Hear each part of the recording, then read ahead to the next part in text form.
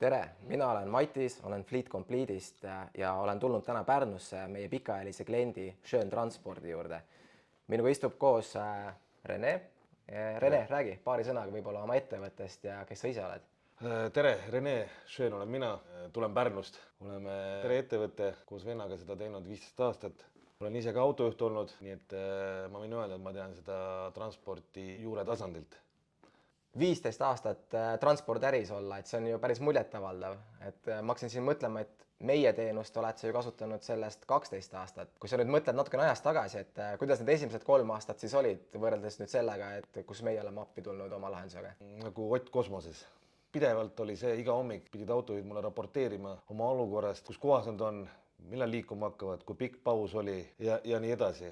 12 aastat tagasi tõenäoliselt see täppkaardil oli see esimene valu lahendamine, et ei pidanud juhtidega igapäevaselt sõnu mineerima.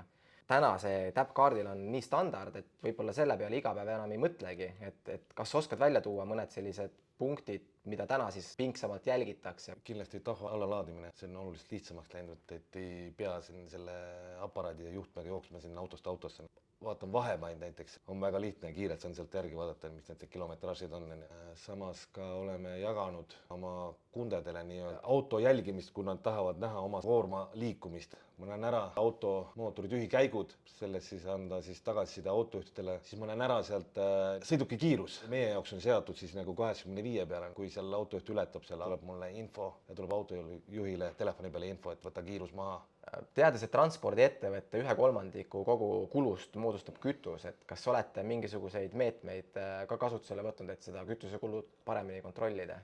Jaa, meil on lisaks seadmele ka pandud igale paagile kütusevardad ja näha kütusetaset, hetketaset. Kui on kütusetaseme järsk muutus, see info tuleb ka meile nii sõnumina kui emaili teel.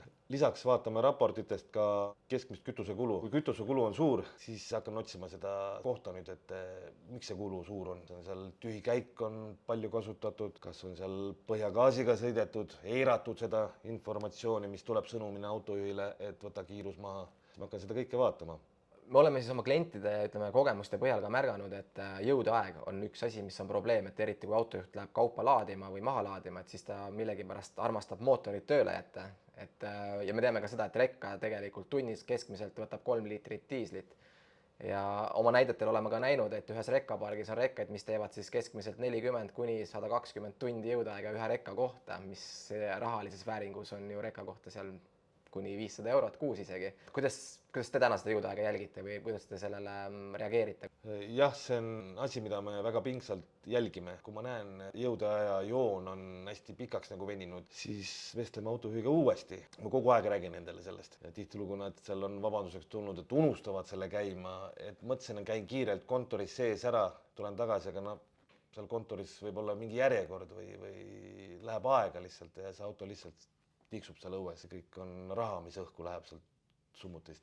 Schön Transport on selles mõttes äge klient meile, et te kasutate ka Fleet Gurut, kes on ka üks meie integratsioonipartnereid. Et räägi natuke lähemalt, mis sa seal Fleet Gurus teed? Näiteks on üks võimalus, et kõik hooldus- ja remondikulud ja info kõik sinna platvormile panna, mis on kõik ühes koos.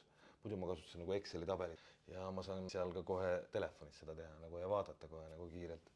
Sealt tuleb teavitused lähenevast hooldusest, ülevaatusest, rehvivahetusest, kogu info on mul selle ühe platvormi peal. Ei pea ise nagu meeles pidama või kuskilt näpuga järgi lugema.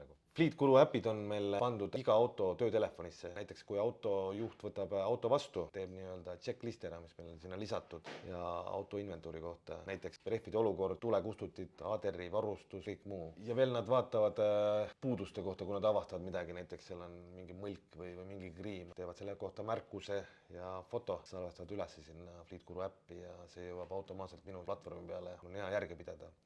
Aitab kogu seda olukorda nagu jälgida ja palju lihtsamaks teha. Ehk siis tegelikult sa digitaliseerisid oma 10 erinevat Excelit ühte pilvepõhisesse platvormi. Täpselt, jah. Kas meie tarkvara kasutamine on pigem selline rutiinne tegevus täna või on see pigem selline, et noh, ma korra nädalas vaatan mingit raportit? See on tegelikult esimene asi, mis ma teen, kui kontorisse tulen, et teen Fleet Complete'i teen kohe lahti, ma vaatan üle, kus kohas mu autod asetsevad, kellel mootor töötab, kellel ei tööta, vaatan kohe üle tühikäigud, põhjus on, kohe saadan sõnumi, kui kellelgi on seal vähe pikalt tiksunud on see mootor, siis kui on eelmisest päevast on pingeline õhtupoolik on olnud, et auto oleks pidanud kuskile jõudma, siis esimene asi, ma vaatan, kas see auto on sinna kohale jõudnud. Lisaks sellele mul on hea ka nagu ummikuid vaadata. See Saksamaa nagu Staumacherid on seal. Ma tean ette autojuhti hoiatada, et sa liigud 2, 3, 5 kilomeetrisele liiklusummikule, et otsime teise võimaluse. Ja tänu nendele süsteemidele saame oma klientidele pakkuda paremaid ja kiiremaid lahendusi. Ma väga soovin tänada sind, et sa leidsid aega meid vastu võtta ja meiega selle intervjuu teha, et väga huvitav oli ja aitäh sulle. Aitäh sulle ka.